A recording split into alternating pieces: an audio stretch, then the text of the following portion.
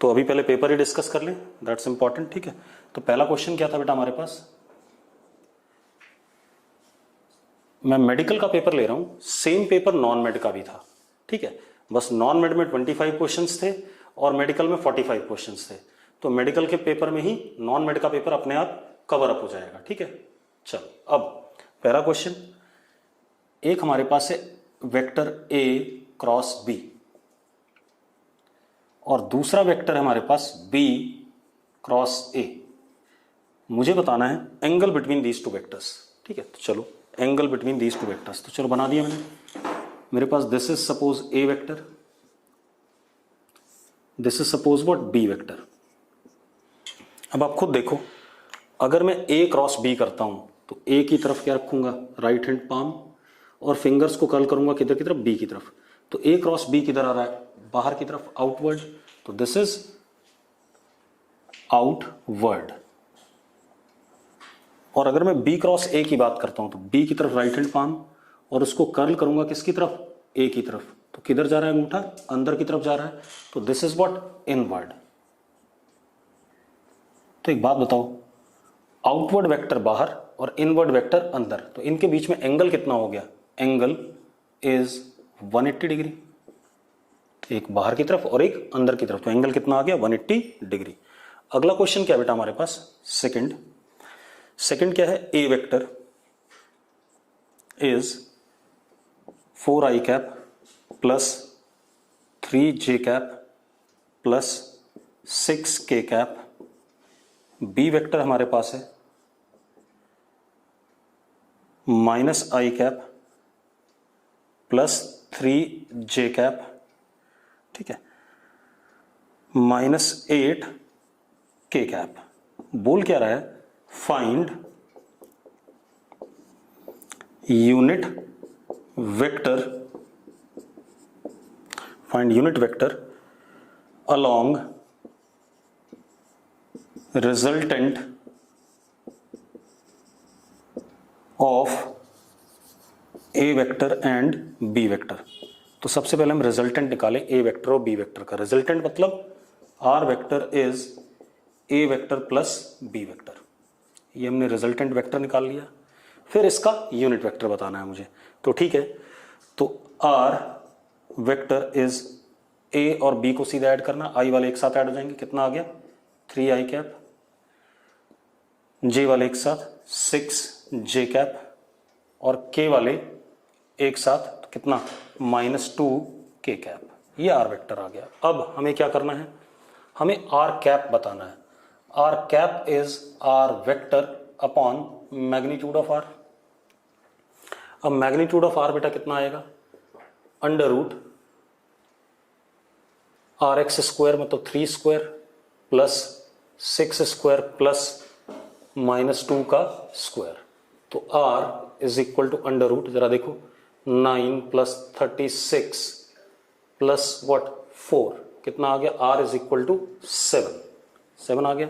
तो R cap is 1/7 into R vector is what 3i cap plus 6j cap -2k cap. ये आ गया अपने पास। तो इसका क्या आ गया बेटा आंसर हमारे पास, ए पार्ट आ गया। ठीक है, इतनी बात, कोई दिक्कत नहीं इसमें। अगला क्वेश्चन देखते हैं। मैं आराम से बता रहा हूँ आपको, ठीक है, जल्दबाजी नहीं मचा रहा हूँ, आराम से आपको सॉल्यूशन दे देते हैं। ठीक है, और ये सॉल्यूशन आपको रिकॉर्डेड भी मिल जाएगा। आपको किसी सवाल में दोबारा डाउट है तो रिकॉर्डेड लेक्चर को देखो और प्रॉपरली समझो। ठीक है, अब अगला क्वेश्चन क्या बेटा हमारे पास, third question, suppose this is east, this is west, ऊपर नॉर्थ और ये साउथ। ठीक है, इतनी बात। जैसे ये ईस्ट हो गया, ठीक है, इतनी बात, पीछे वेस्ट हो गया, लेफ्ट साइड में नॉर्थ और राइट साइड में साउथ, ऐसा कुछ। ठीक है, ये अप हो गया और अंदर की तरफ क्या हो गया, डाउन। अब क्वेश्चन में क्या बोला गया, vector A points vertically upward, मतलब वेक्टर ए है हमारे पास जो कैसा है, बाहर की तरफ है, अपवर्ड है। ठीक है, इतनी बात। और vector B points towards north, vector B ये रहा नॉर्थ की तरफ। ठीक है, इतनी बात। तो अब उसने क्या पूछा हमसे, उसने हमसे पूछा है कि ए क्रॉस बी वेक्टर किधर की तरफ पॉइंट करेगा। तो वेक्टर ए ये हो गया, वेक्टर बी इधर हो गया, तो ए क्रॉस बी, ए क्रॉस बी, जरा देखो अंगूठा किधर आ रहा है, वेस्ट की तरफ। तो आंसर इज व्हाट बेटा, वेस्ट। इसका आंसर क्या हो गया, थर्ड क्वेश्चन का वेस्ट हो गया। तो answer is B part, that is along west. कोई दिक्कत है इसमें? चलो, अब क्यों ऐसा हुआ, क्योंकि हमें बोला गया वेक्टर ए आपका क्या है, आउटवर्ड, बाहर की तरफ, वेक्टर बी आपका किधर, नॉर्थ, आपको ए क्रॉस बी बताना है। तो ए क्रॉस बी करा हमने, तो अंगूठा किधर आ गया, वेस्ट की तरफ। क्लियर है? अब फोर्थ क्वेश्चन देखते हैं बेटा हम अपना। फोर्थ क्वेश्चन क्या है, विच of the following sets, which of the following sets of forces can not be in equilibrium. तीन फोर्सेस दे रखे हैं, इक्विलिब्रियम में कब हो सकते हैं, उसने बोला मे बी इन इक्विलिब्रियम। अब बेटा इक्विलिब्रियम मतलब तीनों फोर्सेस का वेक्टर सम क्या, जीरो। क्या बोला जा रहा है, तीनों फोर्सेस का वेक्टर सम क्या होना चाहिए, जीरो होना चाहिए। ये हो रहा है। अब मैं पहला सेट लेता हूं। पहला सेट क्या है हमारे पास, F1 कितना 3, F2 5, F3 कितना 1। अब बेटा देखो, अगर मैं 1 और इन दोनों को पहले जोड़ता हूं, इन दोनों को जोड़ता हूं, तो F1 vector plus F2 vector का मैग्नीट्यूड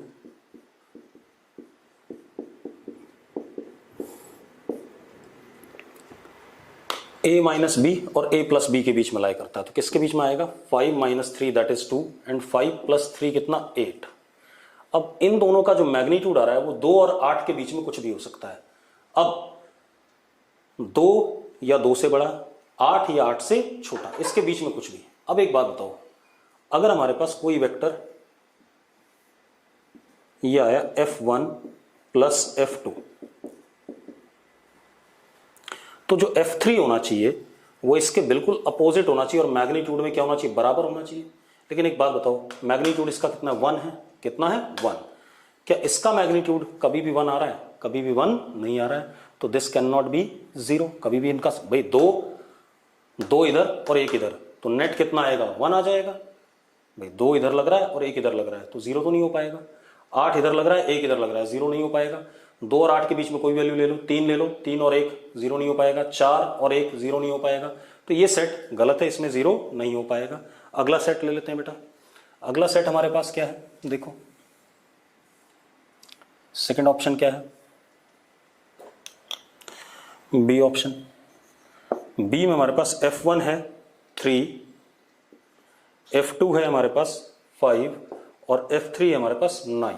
चलो अब पहले इन दोनों को जोड़ लेते हैं। तो again F1 plus F2 vector का मॉड कितना आएगा, 2a माइनस बी और a plus B that is 8।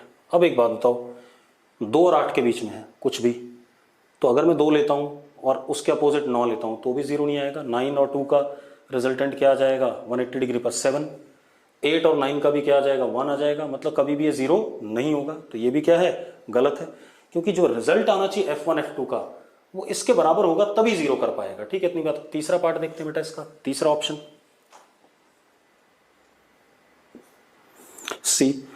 C option क्या है हमारे पास, F1 is 3, F2 is 5 and F3 is what 6। अब आ जाएगा, देखो जरा, F1 प्लस F2 का मॉड कितना, 2 से लेके 8 के बीच में कुछ भी है। अब एक बात बताओ, अगर इन दोनों का magnitude F1 vector plus F2 vector कितना हो सकता है, 6 हो सकता है, क्योंकि 2 और 6 के बीच में कुछ भी। और इसके बिल्कुल अपोजिट इधर हमने F3 लगा दिया और F3 खुद कितना है, 6 है।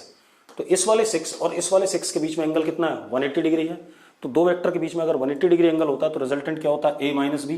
तो 6 माइनस 6 क्या हो जाएगा, 0 हो जाएगा। तो answer is which one correct, C part. Clear है इतनी बात? ठीक है, अब आ जाते हैं किस पे, फिफ्थ क्वेश्चन पे। तो आपको जब भी कोई ट्रिपलेट 3 वेक्टर्स का सम 0 करना हो तो आपने ये देखना, पहले 2 जोड़ो आप, ठीक है, उन दोनों का सम 0, उन दोनों का सम लो और उन दोनों का सम क्या होना चाहिए, जो आए उस रेंज में कहीं ना कहीं तीसरा आना चाहिए। जैसे अभी हमारा क्या है, 3 और 8 आया, 2 और 8 आया, तो 6 उसके बीच में आ रहा था, तो सम 0 हो सकता है। ठीक है, अब आते हैं अगला क्वेश्चन। दो वेक्टर है इक्वल मैग्नीट्यूड के और रिजल्टेंट टू, फिफ्थ क्वेश्चन क्या है, two vectors of equal magnitude having resultant equal to either of them in magnitude, then angle between them. तो बेटा हमारे पास ए वेक्टर है, इसका मैग्नीट्यूड x, बी वेक्टर है, इसका मैग्नीट्यूड भी x, और जो इन दोनों का रिजल्टेंट आ रहा है r, उसका मैग्नीट्यूड भी x। कराया हुआ मैंने क्लास में। ठीक है, इतनी बात। तो हमारे पास r is equal to what, a plus b। हमसे क्या पूछा गया, angle between A vector and B vector. Simple है, r का मैग्नीट्यूड क्या, x is equal to under root a का मैग्नीट्यूड का square x square plus 2x square cos theta. यही फॉर्मूला है हमारे पास। ठीक है, स्क्वायरिंग कर दें, X square is equal to X square plus 2x square cos theta. जरा देखो ये कट गया, तो क्या आ गया, cos theta is equal to -1/2, तो theta is equal to what, 120 degree. ठीक है, इतनी बात, इसका आंसर डी पार्ट आ गया। अब अगला क्वेश्चन कर लेते हैं बेटा। हमारे पास क्वेश्चन नंबर 6। अब मुझे क्या दिया गया, एक वेक्टर p है is equal to a i cap plus a j cap plus 3 k cap. ये कहानी है हमारे पास। ठीक है, इतनी बात। अब जरा देखो, दूसरा vector q is what, a i cap -2 j cap minus के कैप। ये है, वो कह रहा है अगर p और q परपेंडिकुलर हैं। ठीक है, इतनी बात। अब क्वेश्चन क्या दे रहा है बेटा, कि अगर p और q परपेंडिकुलर हैं, ठीक है, इतनी बात, तो आप a की पॉजिटिव वैल्यू बता दो। ठीक है, तो p और q अगर परपेंडिकुलर तो a की पॉजिटिव वैल्यू। ठीक है, तो हम क्या करेंगे, p डॉट q, क्या करेंगे, p dot q is equal to 0, यही करेंगे। परपेंडिकुलर वेक्टर का डॉट प्रोडक्ट क्या होता है, 0 होता है। तो जरा देखो, a square minus 2a minus 3 is equal to 0। ये क्वाड्रेटिक बन गया कि नहीं बन गया। अब अगर ये क्वाड्रेटिक बन गया बेटा, तो सिंपल सी कहानी है, अगर मैं अपने ऑप्शन ही देखूं, अगर मैं आंसर 3 है, ठीक है, मैंने भी 3 दे रखा है। कुछ बच्चों को ये समस्या थी कि वहां पर आंसर कुछ अलग है और आपने सही, मतलब 3 आंसर है, आंसर 3 है। देखो, अगर मैं यहाँ a को 3 पुट करूं तो 0 आएगा, कितना, 9 माइनस कितना, 6 माइनस 3। जरा देखो 0 आ रहा है कि नहीं आ रहा। तो a is equal to what, 3 आ गया। मैंने भी यही सॉल्यूशन दे रखा है भाई। तो कहीं ना कहीं या तो सॉफ्टवेयर में गड़बड़ है। अब तेजस, जरा एक चीज लिखना, क्या आंसर 3 दे रखा है या नहीं दे रखा है भाई। जिनको आंसर में, बहुत सारे बच्चों ने पूछा है क्वेश्चन, क्या आंसर गलत दे रखा था, 3 दे रखा है ना, तो 3 आंसर है। पॉजिटिव वाला पूछा है बेटा इसमें। ठीक है, तो 3 आंसर है, मैंने भी 3 दे रखा है। ठीक है, इतनी बात। तो हम इसको ठीक कर लेंगे। ठीक है, वहां पर कहीं ना कहीं गड़बड़ हुई है सॉफ्टवेयर में, क्योंकि यहाँ आंसर 3 दे रखा है। ठीक, अगला क्वेश्चन देखते हैं। चलो, 7th क्वेश्चन क्या है, vector sum of 2 forces is perpendicular to their vector difference, in that case. अब बेटा देखो, ये ओरल सा क्वेश्चन है, आपसे क्या बोला गया, आप एक पैरेललोग्राम बना लो, ए वेक्टर। 7th क्वेश्चन, थोड़ा सा दिमाग लगाना होता है, ये बड़ा काम नहीं। ये हमारे पास बी वेक्टर, मैंने पैरेललोग्राम बना लिया।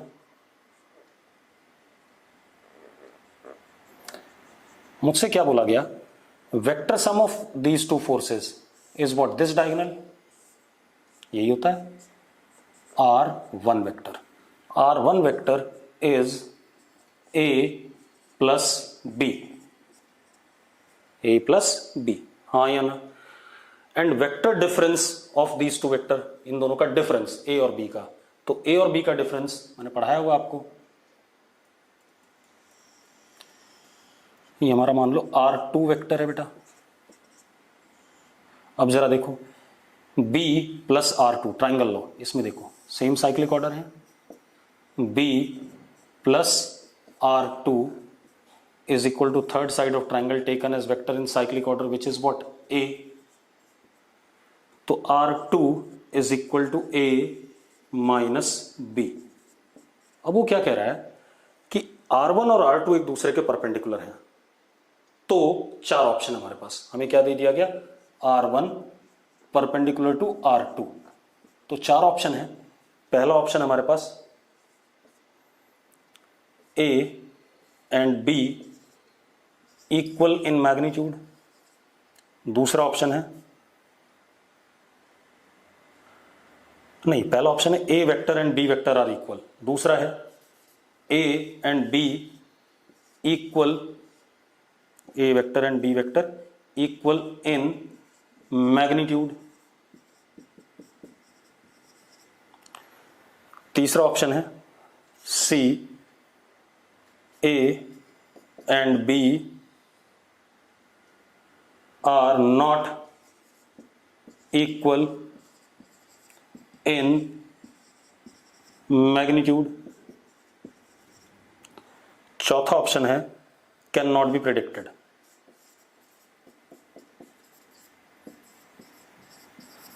अब एक बात बताओ बेटा, अगर आपके पास पैरेललोग्राम में ये R1 और R2 क्या है, डायगोनल्स हैं दोनों, पैरेललोग्राम के अगर डायगोनल बराबर होते हैं, सॉरी परपेंडिकुलर होते हैं, सॉरी पैरेललोग्राम के अगर डायगोनल परपेंडिकुलर होते हैं तो क्या सिनेरियो आता है, अगर पैरेललोग्राम के डायगोनल परपेंडिकुलर हैं तो पैरेललोग्राम इज रोम्बस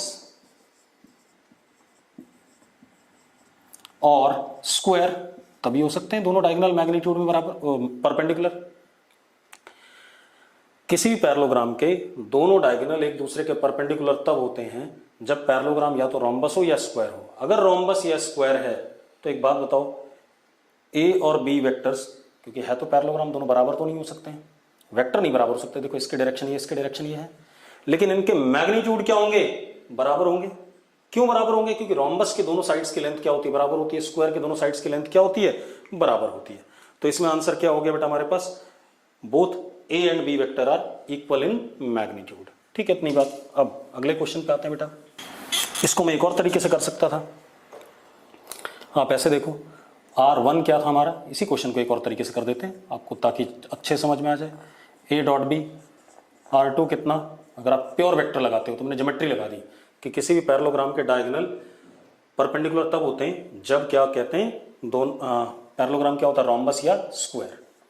अब हमें दे रखा है R1 परपेंडिकुलर टू R2, चलो कर देते हैं। तो R1 dot R2 is equal to 0, कई तरीके हैं करने के, तो A plus B dot A minus B is equal to 0। चलो A डॉट A क्या हो जाएगा, A square minus A dot B plus B dot A, B dot B कितना, B square is equal to 0। देखो ये minus और ये plus ये कट जाएंगे दोनों, क्या आया, A square minus B square is equal to 0। तो A इज इक्वल टू क्या आ गया, B। यही कह रहा था मैं कि A और B दोनों का मैग्नीट्यूड क्या होगा, सेम होगा। क्लियर है। तो दिस इज 7th क्वेश्चन। आप चाहो तो वेक्टर से कर लो, चाहो तो थोड़ा सा दिमाग लगा के ज्योमेट्री से कर लो। ठीक है, इतनी बात। अब आते हैं 8th क्वेश्चन पे। 8th क्वेश्चन क्या बेटा हमारे पास, हमें 8th क्वेश्चन में दिया गया एक vector A that is 3i cap plus 4k cap, इसका प्रोजेक्शन बताना है वाई एक्सिस पे। तो ठीक है, वाई एक्सिस पे अगर आपको प्रोजेक्शन बताना है तो ए वाई बताना है, that is A dot Y axis का यूनिट वेक्टर। तो कर देते हैं, A Y is equal to 3i cap plus 4k cap dot J cap. I dot J क्या, 0, के डॉट जे ये भी क्या, 0। तो ए वाई क्या हो गया, 0 हो गया। एक्चुअल में यहाँ जे वाला कंपोनेंट ही नहीं है, जे वाला कंपोनेंट ही नहीं है, तो इस वेक्टर का कोई भी प्रोजेक्शन वाई एक्सिस पे नहीं है। अब आते हैं 9th क्वेश्चन पे बेटा। 9th question, A vector is equal to 2i cap plus 3j cap plus 8k cap, B vector is equal to 4i cap minus 4j cap plus alpha k cap. A perpendicular to B, find alpha. बहुत simple है, यानी कि a dot b कितना 0, a dot b 0, तो i dot i 1 हो जाता है, तो कितना हो गया 8 minus 12 plus 8 alpha is equal to 0। अब जरा देखो बेटा, alpha is equal to 1/2, alpha is equal to 1/2। हाँ, ये आंसर मेरी तरफ से गलत गया है, ठीक है। तो इसका आंसर क्या आ गया 1/2। आप इसको करेक्ट कर लेंगे, जिसका भी एग्जाम में गलत हुआ है वो अपने 5 नंबर जोड़ सकता है। क्लियर है वो? ठीक है भाई, यस और नो लिखो फटाफट। हाँ, ये आप 5 नंबर जोड़ लो अपनी। अगर किसी ने प्लस हाफ करा है, ठीक है, जिन्होंने प्लस हाफ नहीं करा है वो मत जोड़ लेना, ठीक है। चलो अब आगे देखते हैं बेटा, अगला क्वेश्चन क्या है। Vector A and B are, चलो ये भी करा हुआ है हमने। 10th क्वेश्चन क्या बेटा, उसने क्या दिया, mod A plus B is equal to mod A minus B. Again वही बात आ गई, अगर हम ए और बी को पैरेललोग्राम के दोनों साइड्स माने तो एक डायगोनल और दूसरा डायगोनल क्या हो रहा है, मैग्नीट्यूड में बराबर आ रहा है। अगर दो डायगोनल मैग्नीट्यूड में बराबर आते हैं तो आप ज्योमेट्री देखो, स्क्वायर होता है फिगर, तब क्या होता है, हमसे पूछा गया angle between A vector and B vector. मैं मैथमेटिकली भी सॉल्व कर दूंगा, लेकिन पहले देखो, ए प्लस बी एक डायगोनल होता है, ए माइनस बी दूसरा डायगोनल होता है पैरेललोग्राम का, दोनों लेंथ में बराबर है। तो किसी भी पैरेललोग्राम के दोनों डायगोनल बराबर कब होते हैं, आप मुझे समझा दो, कब होते हैं बेटा। दोनों डायगोनल लेंथ में बराबर तब होते हैं जब फिगर क्या होता है, स्क्वायर होता है। तो पैरेललोग्राम इज व्हाट, स्क्वायर। और पैरेललोग्राम अगर स्क्वायर है तो angle between A and B क्या हो गया, 90 डिग्री। या हम ऐसे सॉल्व कर लें, ये क्या होता है, under root A square plus B square plus 2ab cos theta. Vector से करके देख लेते हैं। और दूसरा क्या है, कराया हुआ भी है मैंने क्लास में, A square plus B square minus 2ab cos theta. Squaring करें बेटा तो ये हो जाएगा 4ab कॉस थीटा, स्क्वायर करके इसको इधर ले आए और इधर क्या हो जाएगा 0, तो कॉस थीटा क्या आ गया 0 आ गया, तो थीटा अपने आप क्या आ गया 90 डिग्री। क्लियर है, सिंपल सी कहानी है। तो ये हमारे पास 10th क्वेश्चन हो गया। अब आते हैं हम 11th क्वेश्चन पे। 11th क्वेश्चन क्या बेटा, mod of A cross B is equal to √3a dot B. उसने क्या पूछा है, mod of A plus B, ये पूछ रहा है। कोई दिक्कत नहीं, तो पहले हम क्या करें, angle between A and B निकाल लें। तो mod of A cross B क्या होता है, ए बी साइन थीटा, और इधर क्या आ गया √3ab कॉस थीटा। तो बेटा ए बी से ए बी कट गया, tan theta is equal to √3, तो theta is equal to what 60 degree. अब mod A plus B is under root A square plus B square plus 2ab cos theta. चलो under root A square plus B square plus A B, ये आ जाएगा क्योंकि cos theta क्या होता है, cos 60 क्या होता है हाफ, तो 2 से 2 कट जाएगा। तो आंसर इज विच पार्ट बेटा, आंसर आ गया हमारे पास डी पार्ट। क्लियर है, ठीक है। अब आते हैं हम किस पे, 12 नंबर क्वेश्चन पे। बहुत ही सिंपल सा पेपर दिया था, ठीक है, और इसी लेवल का वेक्टर आपके पास आता भी है, कोई ज्यादा टिपिकल वेक्टर नहीं आता है, ठीक है। मैथ्स में टिपिकल आता है, जो मैथ्स में आप 12th क्लास में वेक्टर पढ़ोगे वहां बहुत टिपिकल आता है। अब अगला क्वेश्चन क्या, 12 नंबर, ए क्रॉस बी का mod is equal to A dot B, angle between A and B vector तो सिंपल है, A B sine theta is equal to A B cos theta, ये आ गया, ठीक है। इतनी बात, तो क्या हो गया, ए बी कट गया, tan थीटा 1 आ गया, तो थीटा कितना आ गया 45, तो ए और बी के बीच में एंगल कितना हो गया 45 डिग्री। तो answer is what, B part. Clear है। अगला क्वेश्चन देखते हैं बेटा, 13 नंबर। हमारे पास unit radial vector R makes an angle 30 degree with X axis and 60 degree with Y axis and 90 degree with Z axis, ठीक है। Then R vector can be written as, ठीक है बेटा। देखो जरा, आप ध्यान से देखना,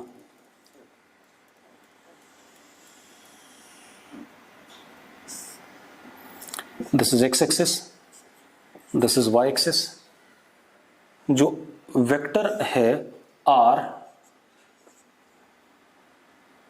ठीक है, इतनी बात, इट इज मैग्नीट्यूड में 1 है, ये एंगल 30 है, ये एंगल 60 है, मतलब एक्स वाई प्लेन में है, क्योंकि जेड एक्सिस के साथ कितना एंगल बना रहा है 90 डिग्री, तो एक्स वाई प्लेन में है।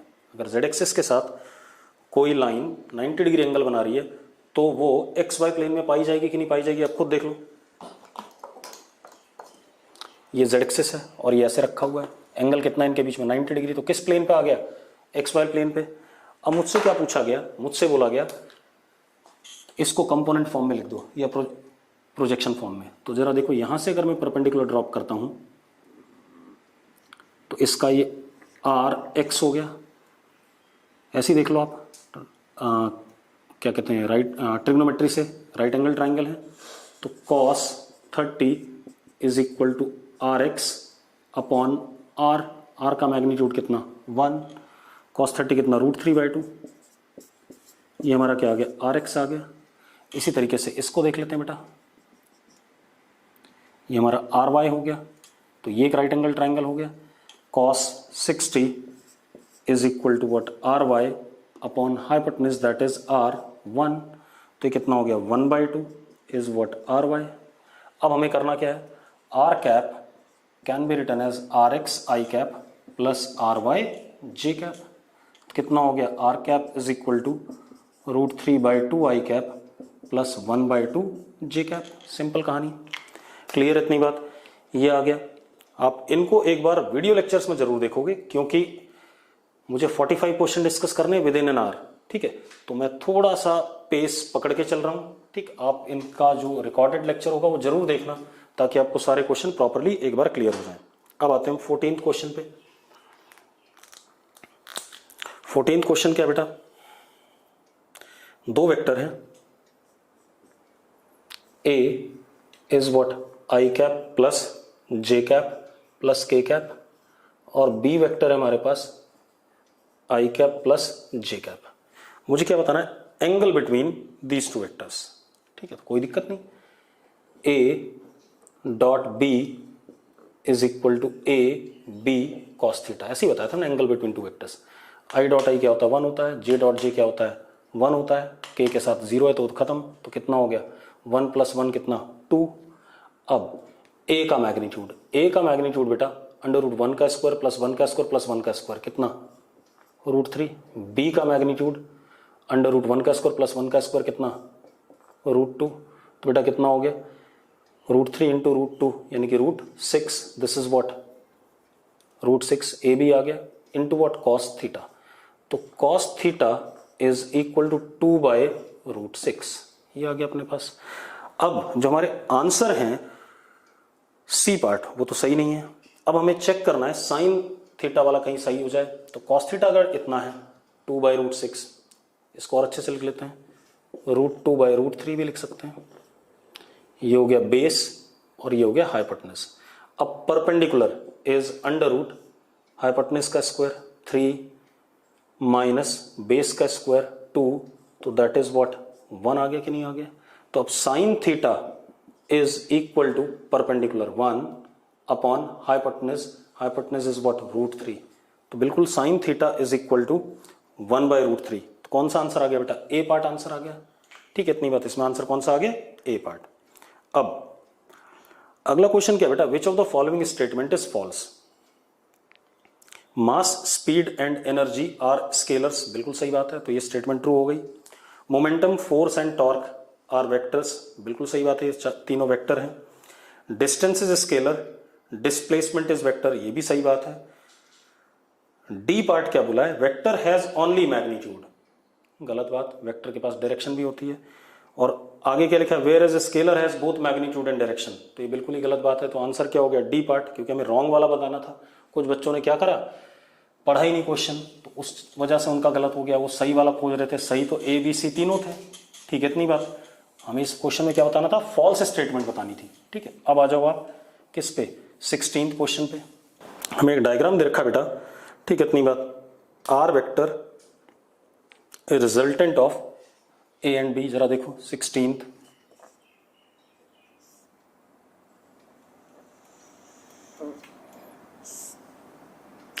A vector B vector, triangle की दो साइड सेम साइक्लिक ऑर्डर में, ये 90 दे रखा है बेटा हमें, और ये आर वेक्टर, ठीक है। और अपने आप दिख रहा है ए plus B is equal to R, क्योंकि दोनों सेम साइक्लिक ऑर्डर में है, ए plus B is equal to आर। अब उसने एक और चीज दी कि आर का magnitude B by root two है, आर का magnitude B by root two है, तो ये एंगल थीटा बता दो बेटा, कोई दिक्कत नहीं। अब ये कितना है, बी बाई रूट टू है, और ये कितना है, बी है, तो ट्रिग्नोमेट्री लगा दें। Sine theta is equal to perpendicular upon hypotenuse, तो perpendicular is what, B by root two upon what, B cut गया 1 बाई रूट टू, तो theta is equal to what, 45 degree. Simple सा question है। अगला question बेटा, unit vector कैसे represent किया जाता है, तो unit vector is what, vector upon its magnitude, तो answer is which part, A part, कोई दिक्कत नहीं इसमें। अब अगला क्या कह रहा है, 18th हमारे पास क्या है, दो वेक्टर हैं ए और बी, एक ही प्लेन पे हैं। चलो ये बनाया मैंने ए और ये बनाया मैंने बी, एक ही प्लेन पे हैं। कह रहा तीसरा वेक्टर इस प्लेन पे नहीं है, ठीक है, तो तीसरा वेक्टर मान लो ऐसा है कुछ, देख लो मेरी बात सुन लो, तीसरा वेक्टर मैंने ऐसे मान लिया, ठीक है, या ऐसे मान लिया या ऐसे मान लिया, हाँ इस बोर्ड पे नहीं गिराना है, इस प्लेन में नहीं है, तो C vector not in plane of board. अब वो क्या कह रहा है बेटा, वो हमसे कह रहा है क्या a प्लस बी प्लस सी, इन तीनों वेक्टर का सम, चार ऑप्शन दे दिए उसने,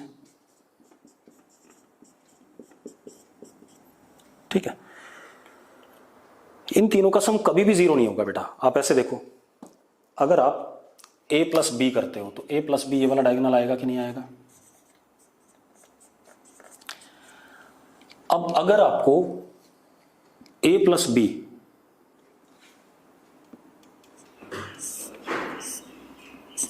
इस वाले वेक्टर, देखो जरा ये वाला वेक्टर a प्लस बी के बिल्कुल क्या अपोजिट है और लेंथ में a प्लस बी के बराबर हो, तभी जीरो हो पाएगा। लेकिन हमारे पास जो c वेक्टर है वो कैसा है, ऐसा है, ऐसा है, ऐसा है, बोर्ड पे नहीं है, और बोर्ड पे नहीं है तो इस वेक्टर और इस वेक्टर का सम कैसा आएगा, अगेन एक पैरेललोग्राम बनेगा, ऐसे चला जाएगा, तो कभी भी जीरो नहीं आ सकता। ऐसा होगा तो भी एक पैरेललोग्राम बनेगा, ऐसे चला जाएगा, ऐसा होगा तो भी पैरेललोग्राम बनेगा, ऐसे चला जाएगा। मतलब a plus B plus C can never be zero. अगर तीनों वेक्टर एक प्लेन पर नहीं है तो उन तीनों का सम कभी भी जीरो नहीं हो सकता। हाँ अगर सी प्लेन पे होता, जरा देखो ये a है,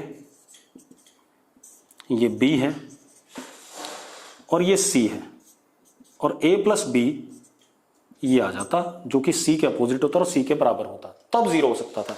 तो minimum number of vectors required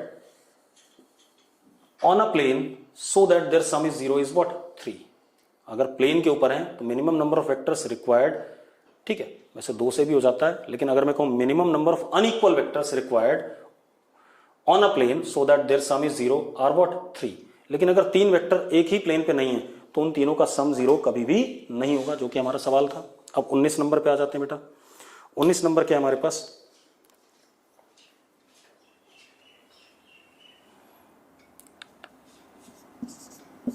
P plus Q is equal to P minus Q, ये है। तो इसमें से कौन सा स्टेटमेंट करेक्ट है, आप देखो P से P काट दो बेटा। अब अगर ये बराबर है, देखो अगर P से आपने P काट दिया तो Q बराबर माइनस Q, ऐसा तो कभी पॉसिबल ही नहीं है। तो ये तब पॉसिबल है if Q vector is zero. अगर Q वेक्टर जीरो हो जाए तो जरा देखो P is equal to P आ जाएगा कि नहीं आ जाएगा, हाँ या ना, तभी आएगा। अगर P को जीरो करो तो Q is equal to minus Q, ऐसा होता ही नहीं है। एक Q वेक्टर और एक माइनस Q वेक्टर दोनों बराबर तो कभी नहीं हो सकते। या P से P काट दो आप तो Q बराबर माइनस Q, तब भी नहीं हो सकते। तो ये तभी बराबर हो सकते हैं दोनों साइड जब Q जीरो हो जाए तो P इज इक्वल टू क्या आ जाएगा, P आ जाएगा। ठीक है, अगला क्वेश्चन बेटा, अगला क्वेश्चन 20 नंबर मैंने क्लास में कराया हुआ है आप लोगों को। A और B वेक्टर का रिजल्टेंट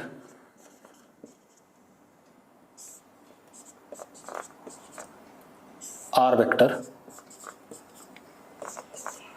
अल्फा एंगल बना रहा है A के साथ और बीटा एंगल बना रहा है B के साथ, ऐसा ही कुछ है।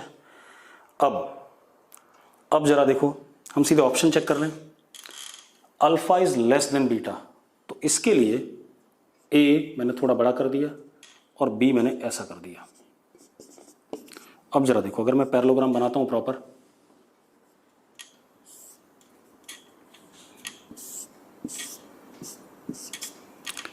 ये आर हो गया, ये अल्फा और ये बीटा। इसमें आपको साफ दिख रहा है alpha is less than beta, लेकिन A is greater than what, B. कराया था मैंने क्वेश्चन, तो सी पार्ट इसका क्या हो गया, करेक्ट हो गया। ठीक है, इतनी बात। अगला क्वेश्चन क्या है हमारे पास, 21 नंबर। ये भी मैंने थियरी में पढ़ाया हुआ है कि अगर कोई पी वेक्टर है, वो एक्स एक्सिस के साथ अल्फा एंगल बनाता है, वाई एक्सिस के साथ बीटा बनाता है, जेड एक्सिस के साथ गामा बनाता है, तो sine square alpha plus sine square beta plus sine square gamma किसके बराबर होगा। मैंने लिखाया हुआ नोट्स में, किसके बराबर, 2 के बराबर होगा। यस और नो? हाँ, cos square alpha plus cos square beta plus cos square gamma मैंने क्या लिखाया था, 1 के बराबर होता है। लेकिन sine square alpha plus sine square beta plus sine square gamma मैंने किसके बराबर प्रूव कराया था, 2 के बराबर कराया था। अगला क्वेश्चन 22 नंबर। हमारे पास 22 नंबर में क्या है, एक वेक्टर दे रखा A, it is i cap plus J cap plus √2 k cap. हमें डायरेक्शन को साइंस बताने हैं, तो पहले ए का मैग्नीट्यूड देख लें। ए का मैग्नीट्यूड √1 का स्क्वायर प्लस 1 का स्क्वायर प्लस √2 का स्क्वायर, तो 2 + 2 4, तो कितना आ गया, 2 आ गया। अब cos alpha is what, ax upon a, यानी कि 1/2, ये आ गया डायरेक्शन को साइन एक्स एक्सिस के साथ। Cos beta is again 1/2, cos gamma is √2/2, that is 1/√2। Simple. अगला क्या है, 23 नंबर। 23 नंबर में क्या है हमारे पास, एक वेक्टर है, चलो यहां कर देते हैं। ए वेक्टर इज इक्वल टू कितना, 4i cap minus 3j cap. 4 option है, वो बोल रहा है कौन सा परपेंडिकुलर होगा, तो मैंने बी ऑप्शन लिया। क्या दे रखा मुझे, B vector, B option check कर रहा हूं मैं सीधे, कितना, 7k कैप। अब अगर परपेंडिकुलर है बेटा, तो ए डॉट बी क्या आना चाहिए, 0, और देखो आएगा 0। आई डॉट के क्या, 0, जे डॉट के क्या, 0, तो आंसर कौन सा हो गया, बी पार्ट हो गया, कोई दिक्कत नहीं। अगला हमारे पास क्या है, 24th, एरिया ऑफ पैरेललोग्राम, और 2 वेक्टर दे रखे हैं मुझे, एरिया ऑफ पैरेललोग्राम। मैं आपसे पूछना चाहूंगा चैट बॉक्स में, कितने लोगों को इस क्वेश्चन में दिक्कत है, क्योंकि ये थोड़ा सा बड़ा है, मुझे एक क्रॉस भी पूरा सॉल्व करना पड़ेगा। Area of parallelogram, question number 24th, बता देता हूं मैं। आपने क्या करना है, area vector is equal to A cross B करना है, और बाद में आपने मैग्नीट्यूड लेते हुए क्या कर देना है, mod of A cross B, जो भी आएगा। क्लियर है? अब जाते हैं 25 पे। 25 के रॉन्ग स्टेटमेंट बताना है, ठीक है। आई जे के यूनिट वेक्टर्स हैं, एक्स वाई और जेड एक्सिस के। Wrong statement, I dot i 1 होता है, सही है। आई डॉट आई क्रॉस जे के होता है, ये भी सही है। आई डॉट जे 0 होता है, ये भी सही है। I cross k is minus i, ये गलत है। I cross k is minus j, not minus i, तो ये गलत है, इसमें रॉन्ग ही बताना था। अगला क्वेश्चन देख लेते हैं बेटा, 26 नंबर। पी वेक्टर और क्यू वेक्टर के बीच में एंगल थीटा है, तो unit vector perpendicular to P cross Q, बिल्कुल सिंपल है। 26 नंबर भाई, पी क्रॉस क्यू हमें एक सी वेक्टर देता है, यही है कि नहीं है, तो पी क्रॉस क्यू, और जो सी वेक्टर होता है वो अपने आप परपेंडिकुलर होता है, P perpendicular to Q perpendicular to plane of P and Q. मुझे ऐसा ही वेक्टर चाहिए जो पी और क्यू के प्लेन के परपेंडिकुलर, लेकिन कैसा चाहिए, यूनिट वेक्टर चाहिए। तो ठीक है, पहले वेक्टर तो निकाल लें। This would be P Q sine theta into what, C cap. यही मुझे चाहिए था, सी कैप, तो अब इधर ले आते हैं। P cross Q upon P upon Q sine theta C cap. जरा देखो, P upon P, vector upon magnitude is what, P cap cross Q cap upon sine theta is what, C cap. तो answer कौन सा आ गया बेटा इसका, जरा बताना मुझे। इसका आंसर आ गया बी पार्ट। अब अगला क्वेश्चन देखो, पूरा पेपर डिस्कस हो जाएगा, मेडिकल नॉन मेडिकल दोनों का, ठीक है। फिर हम अगली क्लास में काइनेमेटिक्स से स्टार्ट करेंगे, वहां से आपको मजा आएगा खूब, ठीक है, क्योंकि वो फिर आपको दिखाई पड़ेंगी चीजें जो आप डेली लाइफ में एनकाउंटर कर रहे हो, वो दिखेगा, ठीक है। अब 27 नंबर क्या है, magnitude of vector product of two vector A and B, देखो अगर ए और बी का क्रॉस प्रोडक्ट कर रहे हैं, ए क्रॉस बी, और इसका मैग्नीट्यूड कितना होगा, ए बी साइन थीटा। अब एक बात बताओ, ए क्रॉस बी का मैग्नीट्यूड अगर आप देखो तो वो माइनस ए बी से लेकर के प्लस ए बी के बीच में आ सकता है, क्योंकि साइन थीटा की वैल्यू -1 और +1 के बीच में होती है। अगर ये +1 हो जाए तो ए बी हो गया, और -1 हो जाए तो कितना, माइनस ए बी। बाकी वैल्यू साइन की क्या होती है, -1 और +1 के बीच में होती है, तो ए क्रॉस बी का मैग्नीट्यूड इसी के बीच में आएगा। अब इसमें पहला ऑप्शन क्या है, ए क्रॉस बी का मैग्नीट्यूड ए बी से बड़ा नहीं हो सकता, बिल्कुल सही बात है। ए बी से बड़ा कहाँ रहा है, ए बी के बराबर या ए बी से क्या आ रहा है, छोटा आ रहा है, तो पहला ऑप्शन बिल्कुल करेक्ट है।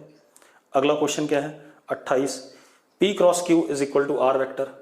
अगर P cross Q R vector के बराबर है, P क्रॉस Q अगर आर वेक्टर के बराबर है, तो देखो जरा, R vector perpendicular to P, perpendicular to Q, perpendicular to plane of P and Q। चलो देखो मैं फिर से बता देता हूं, यहां तक तो बात क्लियर है। ये P है, ये Q है, ठीक है। तो आर वेक्टर क्या आ रहा है, डॉट आ रहा है बाहर की तरफ, ये आर वेक्टर हो गया, ठीक है। इतनी बात, तो पहला ऑप्शन करेक्ट है। हमें क्या बताया कि रॉन्ग वाला बताना है, तो पहला करेक्ट है आर परपेंडिकुलर टू पी, दूसरा करेक्ट है आर परपेंडिकुलर टू क्यू, चौथा तीसरा R perpendicular to P plus Q. जरा देखो पी प्लस क्यू ये आएगा कि नहीं आएगा इसी प्लेन में, और आर क्या है, ऐसे है, तो इसके भी परपेंडिकुलर हो गया, तीसरा भी करेक्ट है। चौथा ऑप्शन क्या दे रखा है, R perpendicular to P cross Q. ये बिल्कुल ही बकवास बात है, अरे कैसे हो सकता है यार, पी क्रॉस क्यू किधर है, बाहर है, और आर भी किधर है, बाहर है, तो दोनों तो एक दूसरे के क्या हो गए, पैरेलल हो गए, परपेंडिकुलर थोड़ी हो गए। तो इसलिए ये वाला क्वेश्चन 28 नंबर हमारे पास क्या है, इसका आंसर गलत वाला कौन सा है, डी पार्ट है, और वही हमें बताना है। अगला क्या बोल रहा है, minimum number of coplanar vector जिनसे सम 0 हो जाए, ठीक है। तो सीधी सी बात है, मैंने अभी थोड़ी देर पहले एक्सप्लेन करा, मिनिमम नंबर ऑफ वेक्टर जिनसे सम 0 हो जाए, डिफरेंट मैग्नीट्यूड के मिनिमम नंबर ऑफ वेक्टर्स जिनसे सम 0 हो जाए, दैट इज व्हाट 3, क्योंकि तीनों वेक्टर्स एक ट्राइंगल बना सकते हैं या नहीं बना सकते हैं, और साइक्लिक ट्राइंगल अगर बन जाए सारे के सारे सेम ऑर्डर का, तो उन सबका सम क्या हो जाएगा, 0 हो जाएगा। अब अगला क्वेश्चन क्या है 30, मैक्सिमम नंबर ऑफ कंपोनेंट्स जिसमें किसी वेक्टर को आप स्प्लिट कर सकते हो। हाँ, ये क्वेश्चन मैंने नहीं बताया था, बता देता हूं बेटा। जरा देखो, ये मेरे पास एक वेक्टर है और इसके ऊपर मुझे कंपोनेंट लेना है, परपेंडिकुलर ड्रॉप करा एक। अगर मैं इस रेड वाले को हल्का सा ऐसे कर दूं तो 2, रेड वाले को ऐसा कर दूं 3, रेड वाले को ऐसा कर दूं 4, रेड वाले को ऐसा कर दूं 5। इस ब्लू वाले के रेड के ऊपर, रेड अगर अलग अलग जगह जाता जाए तो मैं इनफाइनाइट क्या निकाल सकता हूं, कंपोनेंट निकाल सकता हूं। तो किसी भी वेक्टर के इनफाइनाइट नंबर ऑफ कंपोनेंट्स आप निकाल सकते हो, ठीक है। इतनी बात, क्योंकि आपको किस डायरेक्शन में प्रोजेक्शन लेना है ये तो उसने स्पेसिफाई नहीं करा, तो आप इनफाइनाइट डायरेक्शंस में उसके प्रोजेक्शन ले सकते हो। तो ये ध्यान रखना, अगर कहीं पर सवाल ये आ जाए कि किसी वेक्टर के हम कितने कंपोनेंट ले सकते हैं, तो we can take infinite number of components of a vector, ठीक है। इतनी बात, अनलेस स्पेसिफाइड। अगर वो कहता है एक्स वाई जेड एक्सिस पे लेना है तो 3 कंपोनेंट, एक्स वाई प्लेन पे लेना है तो 2 कंपोनेंट, लेकिन अगर कुछ बोल नहीं रहा है तो हम कितने ले सकते हैं, इनफाइनाइट ले सकते हैं। अब वो क्या कह रहा है, एक क्वेश्चन हमारे पास 2 फोर्सेज हैं, एक 10 न्यूटन और एक 6 न्यूटन। वो कह रहा है इन दोनों वेक्टर्स का सम इन चारों में से क्या हो सकता है। तो जरा देखो 10 और 6 का जो सम आएगा वो 4 से लेके 16 के बीच में होगा। अब पहला ऑप्शन क्या हमारे पास, 2 न्यूटन, हो ही नहीं सकता, 4 और 16 के बीच में आनी चाहिए। दूसरा 8 न्यूटन हो सकता है बेटा, 4 और 16 के बीच में आ रहा है। 18 न्यूटन नहीं हो सकता, 20 न्यूटन नहीं हो सकता, तो आंसर क्या हो गया, 8 Newton. This is 31 number question. अब अगला क्वेश्चन क्या है 32, आई कैप प्लस जे कैप एक वेक्टर है ए, मुझे यूनिट वेक्टर बताना है इसका। तो सिंपल है यार, A cap is what, vector A upon magnitude of A. Magnitude of A क्या हो जाएगा, √2 हो जाएगा, सिंपल सी कहानी है। व्हाट इज प्रोजेक्शन, पिछले इसी क्वेश्चन में projection of A vector on B, तो बेटा किसी वेक्टर का प्रोजेक्शन 33 ए का प्रोजेक्शन बी पे, तो ए डॉट बी कैप, यही करते हैं हम, ठीक है। तो ये मैंने फॉर्मूला बनाया हुआ है, ए पार्ट आंसर आ जाएगा, ए डॉट बी कैप। भाई किसी वेक्टर का अगर बी, ए का बी के ऊपर प्रोजेक्शन लेना है तो जो वेक्टर वाला वेक्टर और जिसके ऊपर लेना है उसका यूनिट वेक्टर, इन दोनों का क्या डॉट प्रोडक्ट, तो हमें प्रोजेक्शन मिल जाता है। 33 34 एंगल बिटवीन वेक्टर्स, ये भी सिंपल है, ये भी करा हुआ है आप लोगों ने, देख लेते हैं एक बार। 34 देखो बेटा, A vector is i cap plus J cap, B vector is j cap plus k cap. हमें क्या पूछा गया, angle between both the vectors, तो A dot B is equal to A B cos theta.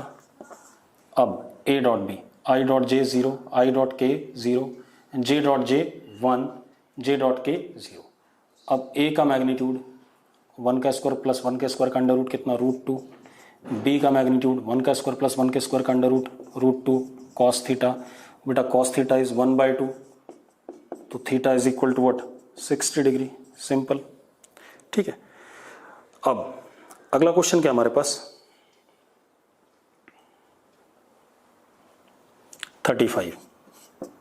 हमारे पास एक unit vector है A I cap plus B J cap, ये unit vector है and it is perpendicular to vector P, दे रखा है हमें i cap plus J cap.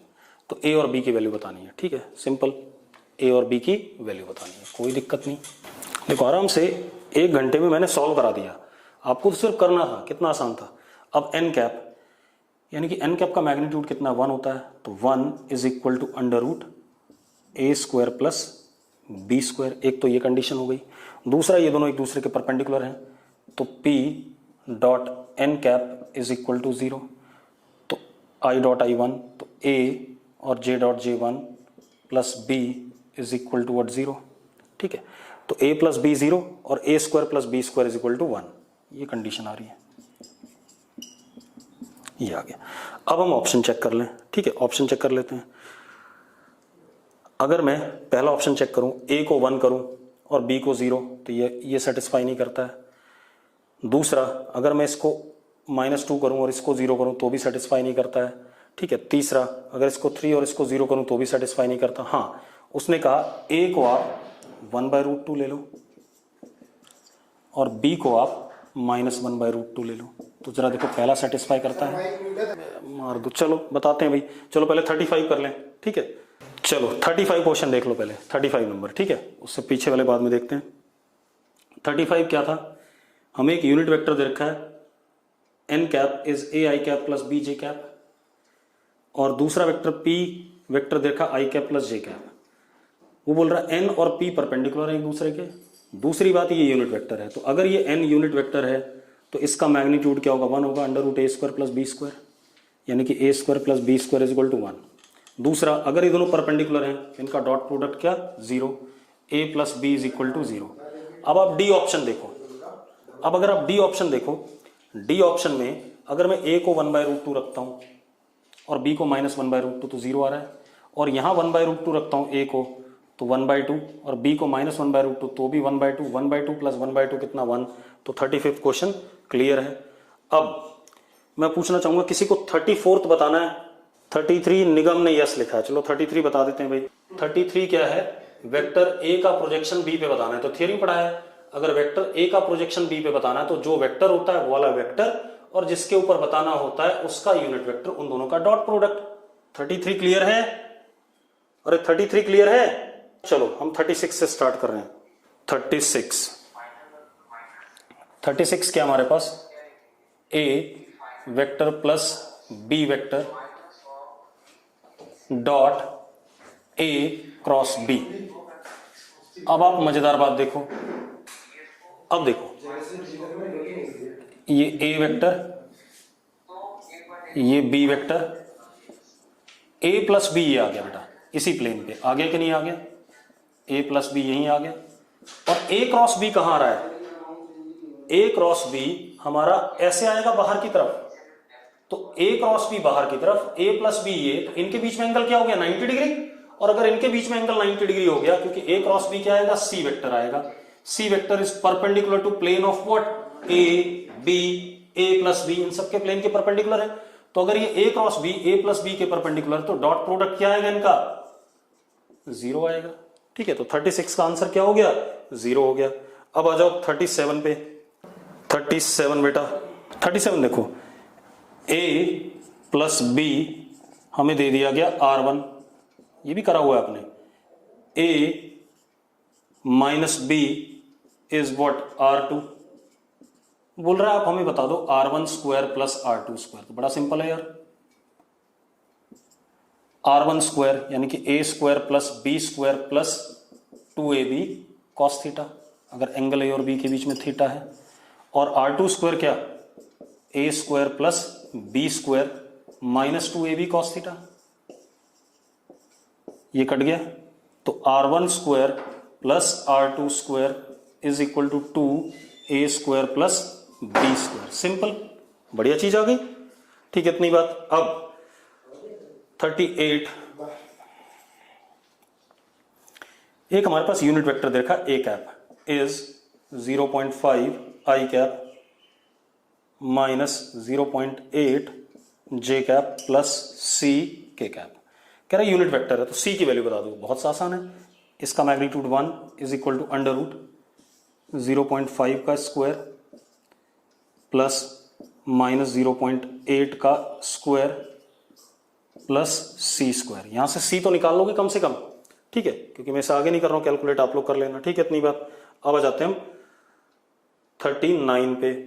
Angle between P and Q बताना है और हमें दे रखा है P dot Q is equal to P Q. बड़ा सिंपल है, ये आ गया P Q cos theta is equal to P Q. तो cos theta is equal to what? 1, तो theta is equal to what? 0 degree. Simple, clear इतनी बात। अब 40, अब आ जाए हम किस पे? 40 पे।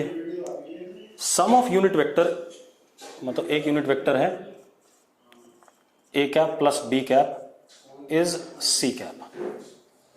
ठीक है, वो कह रहा है इनका डिफरेंस, तो हमें बताना है A cap minus B cap कितना आएगा। सपोज ये आर वेक्टर आया, चलो तो जरा देखो सी ए और बी के बीच में, ए कैप और बी कैप के बीच में एंगल कितना? थीटा मान लेते हैं। चलो अब देखो, तो 1 is equal to under root, इसका मैग्नीट्यूड 1 है, 1 का स्क्वायर प्लस 1 का square plus 2 cos theta, 2 into 1 into 1 into cos theta. 1 is equal to 2 plus 2 cos theta. इसको इधर ले आए तो कितना हो गया? Cos theta is equal to what? Minus half. ये आ गया, cos theta is minus half. अब हमें ये बताना है, तो आर का मैग्नीट्यूड कितना? अंडर रूट इसके मैग्नीट्यूड का स्क्वायर, इसके मैग्नीट्यूड का स्क्वायर माइनस 2 इसका मैग्नीट्यूड इनटू कॉस थीटा, क्योंकि डिफरेंस में माइनस 2ab कॉस थीटा होता है। तो जरा देखो कॉस थीटा, तो R is equal to under root 1 plus 1 minus 2 into minus 1/2। तो जरा देखो कट गया, तो कितना आ गया? R is equal to √3। Maximum लोगों का ये क्वेश्चन डाउट था फालतू में। ठीक है, इतनी बात।